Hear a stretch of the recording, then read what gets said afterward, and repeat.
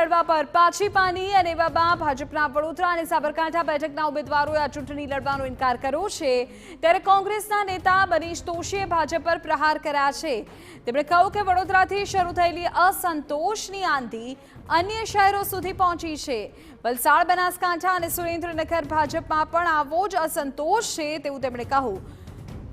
મનીષ દોશીએ ઉમેર્યું કે કહેવાતી શિસ્તબદ્ધ પાર્ટીમાં અસંતોષની આંધી ઉઠી છે। પક્ષ પલટાના રાજકારણના કારણે પાયાનો કાર્યકર નારાજ થાય છે। આ ઘટનાઓ દર્શાવે છે કે ભાજપમાં બધું યોગ્ય નથી।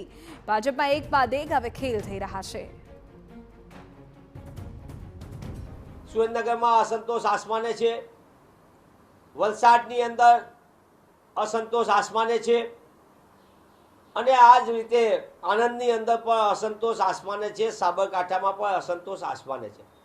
ત્યારે ભાજપાના ભ્રષ્ટાચારના ખેલમાં હું આ કેમ ખાઈ ગયો ને હું કેમ રહી ગયોની લડાઈ છે।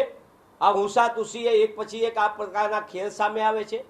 ભાજપાના પાયાના કાર્યકર અને નિષ્ઠાવાન કાર્યકરો સતત અપમાન અને અવગણનાની લાગણી અનુભવી રહ્યા છે। વાતની સમાચાર